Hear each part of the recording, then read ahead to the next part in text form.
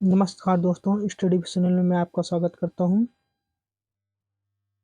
हमारे चैनल में पहली बार विजिट कर रहे हैं तो हमारे चैनल को सब्सक्राइब कर लीजिए तथा बेल आइकन को दबाइए, जिससे समय समय पे आपको नोटिफिकेशन मिलते रहें। तो दोस्तों, आज मैं आपको नरमपंथी उदारवादी चरण पढ़ाने जा रहा हूं। पिछली वीडियो में मैं आपको पढ़ाया था 1857 की क्रांति के बारे में, बताया था कि कौन सी क्रांति कहाँ से कहाँ से हुआ है, उसको किसने दबाया था, कौन कौन से अंग्रेज थे और किसके नेतृत्व में कौन से शासक थे, जहाँ जहाँ से 1857 की क्रांति का शुरुआत हुई थी।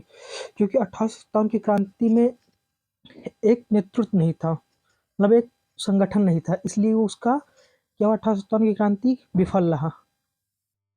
उसके बाद फिर 1885 में भारतीय राष्ट्रीय कांग्रेस की स्थापना की गई, जिससे एक संस्था बनी, जिससे यहाँ समय समय पे क्या हुआ, अधिवेशन होता रहा, जिससे मतलब नई नई चीज़ों की जागरूकता बढ़ी और मतलब क्रांतिकारियों लोगों द्वारा धीरे धीरे देश की आज़ादी की प्राप्ति हुई। तो हम दोस्तों देखते हैं नरमपंथी उदारवादी चरण 1885 से 1905 तक। दोस्तों, यहाँ 1905 तक लिखे हैं, टोटल 1947 तक जितने अधिवेशन हुए हैं इसमें मैं सारा इसमें इकट्ठा करा दिया हूँ, जिसको हम पूरा अच्छे से पढ़ेंगे। यहाँ से क्वेश्चन पुटअप होते हैं, ये भारतीय राष्ट्रीय कांग्रेस के बारे में क्वेश्चन यहाँ से पुटअप होते रहते हैं, इसको हम अच्छे से ध्यान से नोट्स बनाकर पढ़ेंगे। दोस्तों, हम आगे देखते हैं भारतीय राष्ट्रीय कांग्रेस की स्थापना। भारतीय राष्ट्रीय कांग्रेस की स्थापना कब हुई थी? 28 दिसंबर 1885 में। इसके संस्थापक कौन थे? इसके संस्थापक येओ ह्यूम, या इसका जिसे येओ ह्यूम का नाम भी पूछता है कि उसका फुल फॉर्म क्या होता है, तो एलन ऑक्टेवियन ह्यूम। ये कहाँ के निवासी हैं? स्कॉटलैंड के निवासी हैं। ये वो ह्यूम स्कॉटलैंड के निवासी हैं। फिर अगला देखिए, इसकी स्थापना कहाँ हुई थी? जो भारतीय राष्ट्रीय कांग्रेस की स्थापना कहाँ हुई थी? मुंबई में। मुंबई में कहाँ पे हुई थी? गोकुलदास तेजपाल संस्कृत विद्यालय में इसकी स्थापना हुई थी। फिर अगला दोस्तों देखते हैं आगे।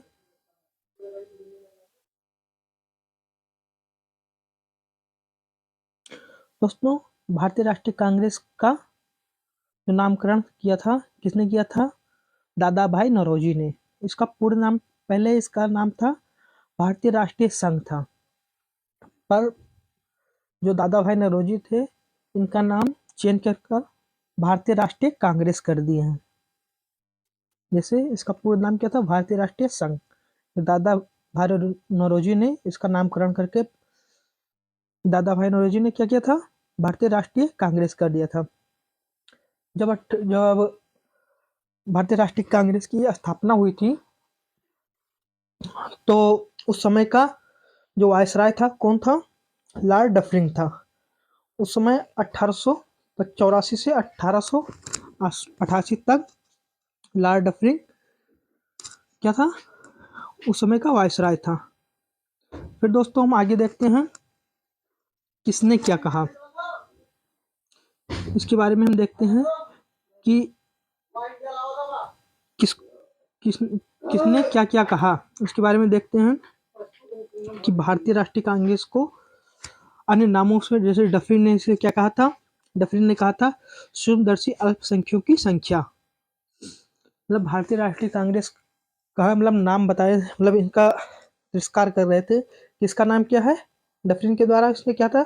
सूक्ष्मदर्शी अल्पसंख्यकों की संस्था बोले थे। फिर कर्जन के द्वारा क्या कहा गया था? कर्जन के द्वारा क्या कहा था? कांग्रेस अपने पतन की ओर लड़खड़ाते हुई जा रही है। फिर तिलक ने क्या कहा? तिलक ने कहा भीख मांगने वाली संस्था है।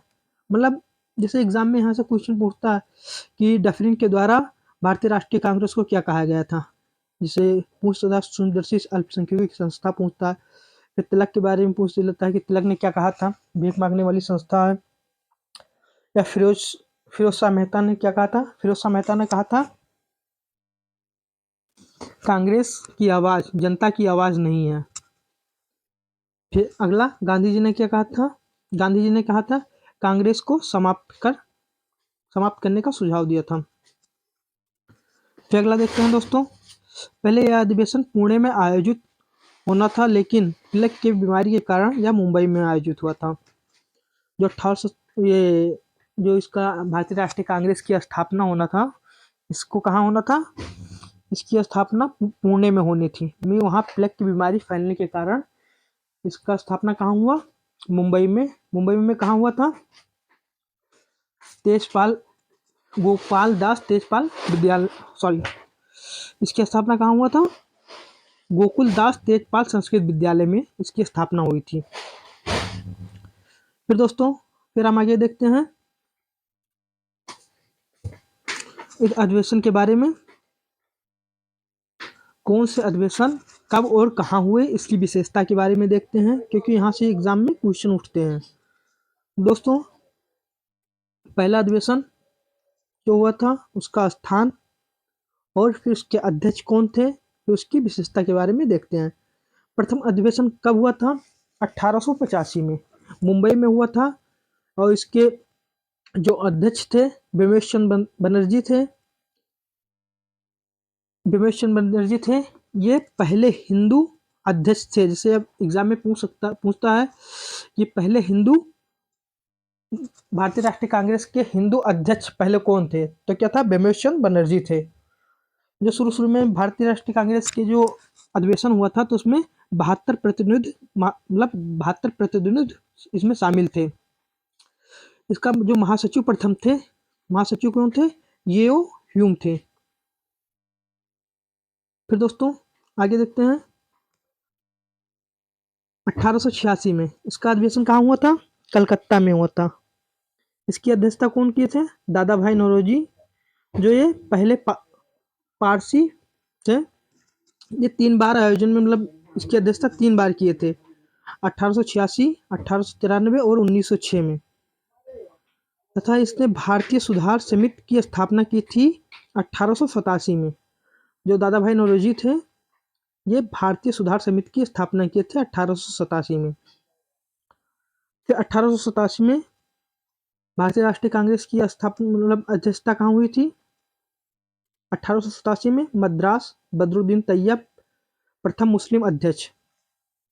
1887 प्रथम बदरुद्दीन तैयब मद्रास में प्रथम मुस्लिम अध्यक्ष। फिर अगला देखते हैं 1888 इलाहाबाद में जॉर्ज यूले प्रथम अंग्रेजी या गैर भारतीय, ये सीरीज से है 1885, 86, 87 और 88।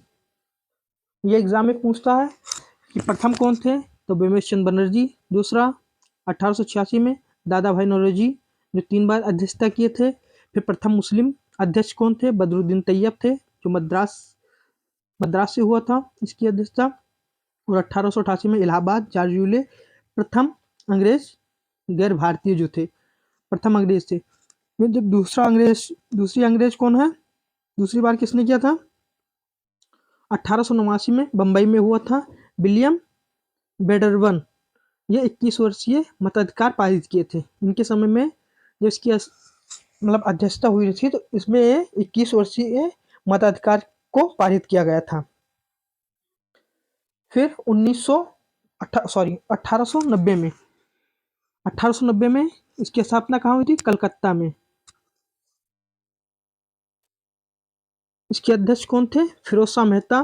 प्रथम स्नातक महिला कादम्बिनी गांगुली ने भाग लिया था। 1890 में जब हुआ था, फिरोज शाह मेहता इसकी अध्यक्षता किए थे। इसमें जो प्रथम स्नातक महिला के बारे में पूछते हैं, कादम्बिनी गांगुली ने भाग लिया था।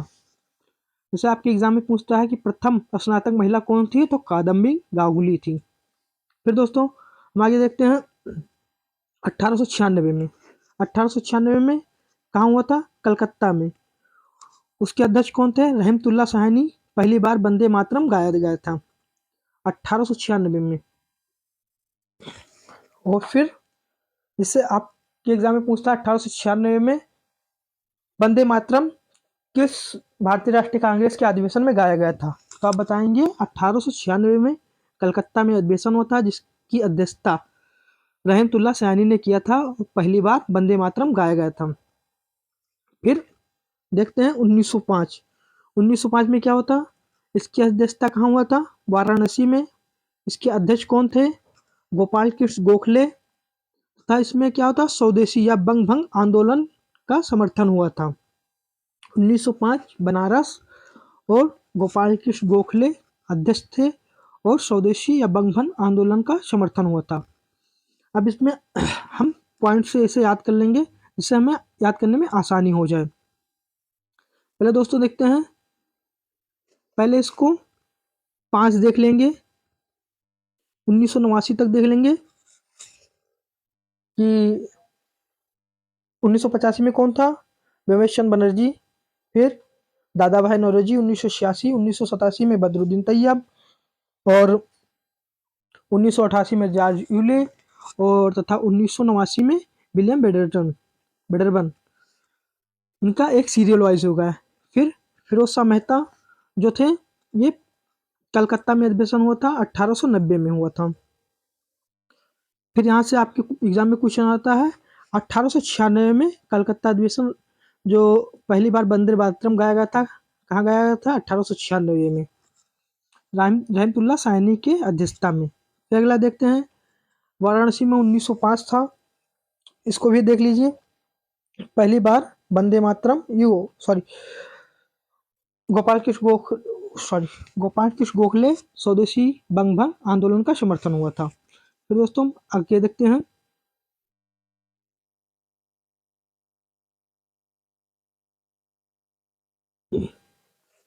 जैसे ये 1986 हो गया, पहली बार वंदे मातरम गाया गया था।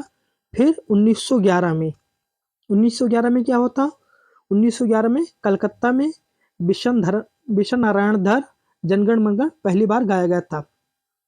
1911 में कलकत्ता में अधिवेशन हुआ था, उसके अध्यक्ष थे विशन नारायण धर, जिसमें पहली बार जनगण मंगल गाया गया था प्रथम बार। ये 1986 और 1911 एक साइड में कर लीजिए जिससे याद करने में आसानी हो जाए। फिर 1905, 6 और 7 इसको एक सीरियल से कर लीजिए जिसको अच्छे से दिमाग में बैठ जाए। अब जैसे 1905 में क्या हुआ था, स्वदेशी आंदोलन बंग भंग आंदोलन का समर्थन हुआ था। फिर क्या हुआ था 1906 में कलकत्ता अधिवेशन, उसके अध्यक्ष कौन थे, दादा भाई नौरोजी, और यह स्वराज शब्द का प्रयोग किया था। जो 1906 में हुआ था दादा भाई नौरोजी की अध्यक्षता में, और उसका क्या हुआ था, स्वराज शब्द का प्रयोग हुआ था।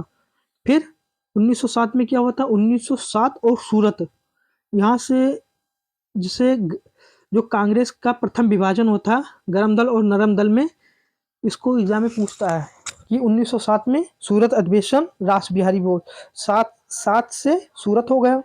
जो 1907 में सूरत अधिवेशन मतलब सूरत में हुआ था, उसके अध्यक्ष कौन थे, रास बिहारी बोस, और कांग्रेस का प्रथम बार विभाजन यही हुआ था 1907 सूरत। इससे रिलेट कर याद कर सकते हैं आप। फिर देखते हैं 1911 आपको याद हो गया, 1896 से पहली बार वंदे मातरम गाया गया, और 1911 में कलकत्ता में विशन नारायण धर की अध्यक्षता में जनगण मंगल पहली बार गाया गया था।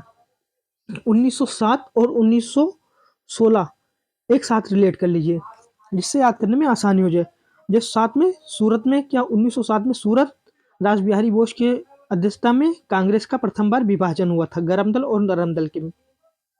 साथ के बाद 1916 में क्या हुआ था, 1916 लखनऊ अंबिका चरण मजूमदार की अध्यक्षता में क्या हुआ था, कांग्रेस लीग का समझौता हुआ था तथा गरम दल और नरम दल एक साथ मिल गया तथा स्वराज मेरा जन्मसिद्ध अधिकार है।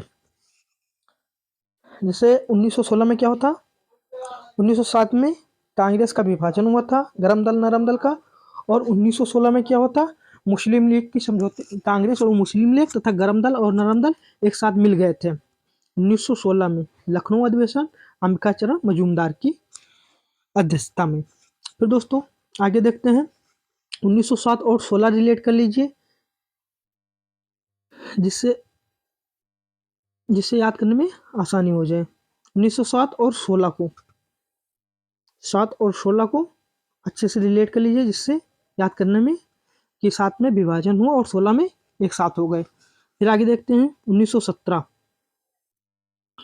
1917 में क्या हुआ था? 1917 में कहाँ अधिवेशन हुआ था? कलकत्ता में हुआ था। उसके अध्यक्ष कौन थे? एनी बेसेंट, जो प्रथम महिला अध्यक्ष थी। आपके एग्जाम में पूछता है कि भारतीय राष्ट्रीय कांग्रेस की प्रथम महिला अध्यक्ष कौन थी? एनी बेसेंट किस सन में अध्यक्षता की थी? 1917 में कलकत्ता में, तथा एनी बेसेंट प्रथम महिला अध्यक्ष हो गई। फिर 1920 के बारे में 1920 के बारे में क्या? ये कलकत्ता में जो हुआ था विशेष अधिवेशन हुआ था लाला लाजपत राय की अध्यक्षता में। इसमें क्या मतलब असहयोग जो प्रस्ताव था पारित नहीं हुआ था। 1920 में जो अधिवेशन हुआ था ये 2 जगह हुआ था, एक कलकत्ता में, एक नागपुर में। जो कलकत्ता में हुआ था विशेष अधिवेशन हुआ था लाला लाजपत राय की अध्यक्षता में। इसमें असहयोग प्रस्ताव था वो पारित नहीं हुआ था। ये जो नागपुर में 1920 में हुआ था वीर राघव चौधरी की अध्यक्षता में, इसमें असहयोग आंदोलन को पारित कर दिया था। जो असहयोग के प्रस्ताव थे उसे पारित कर दिया गया था। फिर आगे देखते हैं दोस्तों 1924 के बारे में। यहाँ से क्वेश्चन देख लीजिए। 1924 में बेलगांव कर्नाटक, जो गांधी जी अध्यक्षता किए थे। पहली बार जो भारतीय राष्ट्रीय कांग्रेस की अध्यक्षता किए थे गांधी जी ने किया था 1924 में। कर्नाटक बेलगांव मात्र एक बार गांधी जी ने भारतीय राष्ट्रीय कांग्रेस की अध्यक्षता की थी। 1924 में बेलगांव कर्नाटक गांधी जी ने एक बार अध्यक्षता की थी भारतीय राष्ट्रीय कांग्रेस की। इसको अच्छे से कॉन्सेप्ट याद कर लीजिए दोस्तों। फिर आगे देखते हैं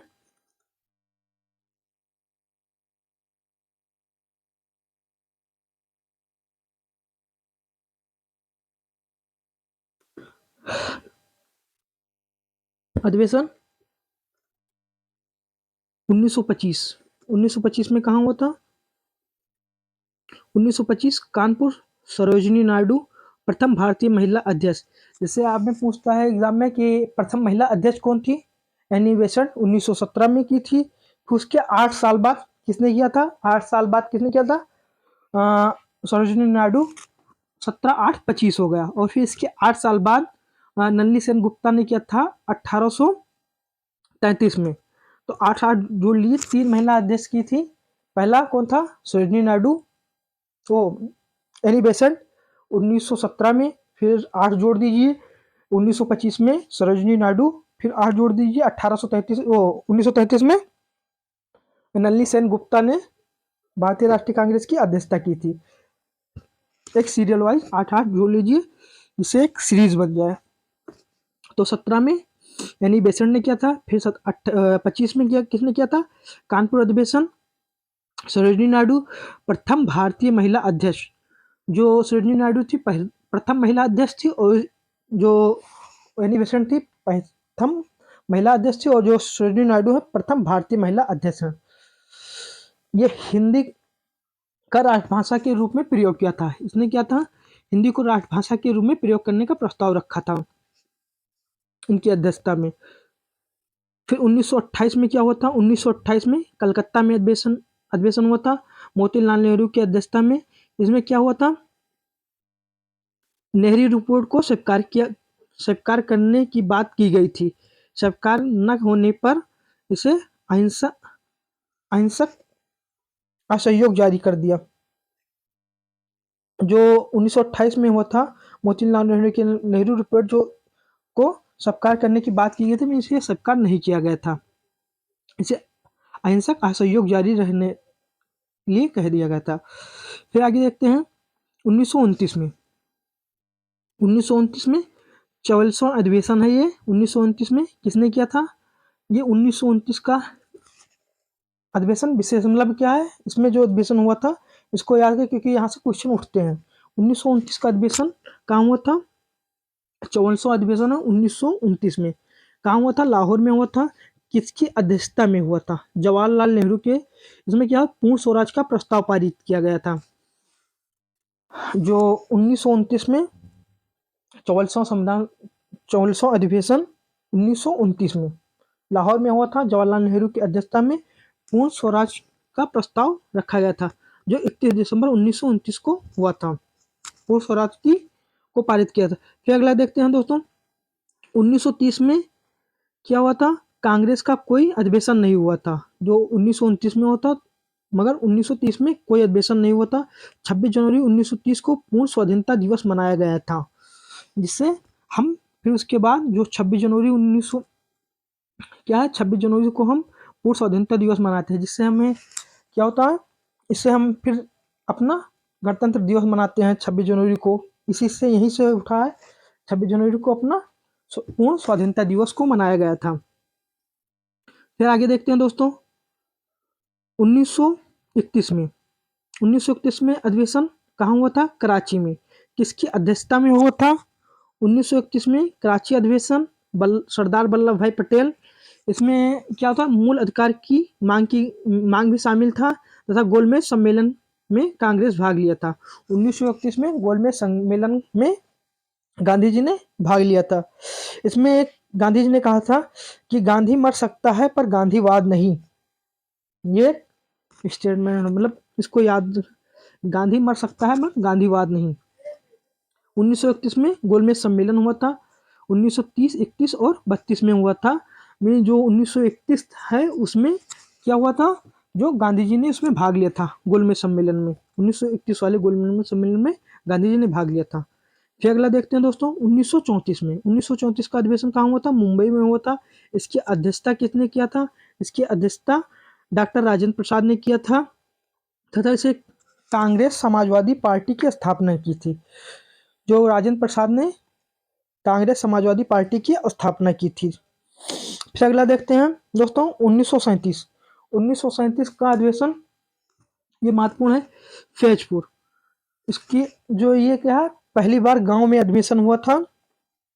1937 का अधिवेशन फैजपुर, जवाहरलाल नेहरू की अध्यक्षता में प्रथम अधिवेशन जो गांव में हुआ था, जो जिसे क्या हुआ 1929 और 1937 में जवाहरलाल नेहरू ने 2 अध्यक्षता की। इसको अच्छे से याद कर लीजिए रिलेट कर। फिर 1938 का 1938 के अधिवेशन देखिए, 1938 का अधिवेशन 1938 का अधिवेशन हरिपुरा गुजरात में हुआ था, जिसकी अध्यक्षता किसने किया था? सुभाष चंद्र बोस ने किया था। राष्ट्रीय नियोजन समिति की गठन किया था। इसके अध्यक्ष कौन थे? ये आपके बीपीएससी एग्जाम में यहाँ से क्वेश्चन पुट अप हो गया हुआ था। इसके जो पूछा था, भारतीय राष्ट्रीय राष्ट्रीय नियोजन समिति के गठन हुआ था, उसके अध्यक्ष कौन थे? तो कौन थे? जवाहरलाल नेहरू थे। में बहुत बच्चे क्या था, सुभाष चंद्र बोस मार दिए थे, क्योंकि 1938 में क्या होता, राष्ट्रीय नियोजन समिति का गठन हुआ था। सुभाष चंद्र की अध्यक्ष मतलब इनके अध्यक्षता में हुआ था, क्योंकि उसके अध्यक्ष जो थे राष्ट्रीय नियोजन समिति के कौन थे? जवाहरलाल नेहरू थे। इसको अच्छे से यहाँ से क्वेश्चन उठता है। 1938 का अधिवेशन कहाँ हुआ था? हरिपुरा गुजरात। सुभाष चंद्र बोस उसके अध्यक्ष थे, तथा इसमें राष्ट्रीय नियोजन समिति की गठन की गई थी, जिसके अध्यक्ष जवाहरलाल नेहरू थे, तथा इसमें रोमन लिपि लागू करने की वकालत की गई थी, बात की गई थी। तथा फिर अगला पॉइंट क्या है, भारत की स्वतंत्रता में रजवाड़ों को भी शामिल किया गया था। 1938 में क्या था, भारत की जो स्वतंत्रता में रजवाड़ों को भी शामिल किया गया था 1938 में। फिर अगला है 1939, 38 एक साथ याद कर लीजिए। 1938 में क्या हुआ था, हरिपुरा में हुआ था, और 1939 में त्रिपुरी में हुआ था। ये कहाँ है? मध्य प्रदेश। इसके अध्यक्ष कौन थे? सुभाष चंद्र बोस। अब इसकी कहानी देखते हैं। गांधी जी के प्रतिनिधि जो पट्टा स्वामी जो सीतारामैया थे, इनको हटाकर गांधी जी से विवाद होने पर इस्तीफा देकर फॉरवर्ड ब्लॉक की स्थापना की थी। जो सुभाष चंद्र बोस थे, पट्टामी सीतारामैया मतलब गांधी जी ने पट्टामी सीतारामैया का सपोर्ट कर रहे थे कि जो इसके अध्यक्ष बनेंगे वो कौन बनेंगे? पट्टामी सीतारामैया बनेंगे। और कौन जीता था? सुभाष चंद्र बोस ने जीता था इसकी अध्यक्षता में। तो उसके अध्यक्ष होना था सुभाष चंद्र बोस को, भी गांधी जी उनको सपोर्ट कर रहे थे, तो इसलिए सुभाष चंद्र बोस ने इसे इस्तीफा देकर अपना क्या किया था, 1939 में फॉरवर्ड ब्लॉक की स्थापना की थी। फिर इसके बाद में 1939 में इसके अध्यक्ष कौन बने थे, इसके अध्यक्ष बने थे डॉक्टर राजेंद्र प्रसाद। 1939 की अध्यक्षता किसने की थी, डॉक्टर राजेंद्र प्रसाद। फिर आगे देखते हैं दोस्तों,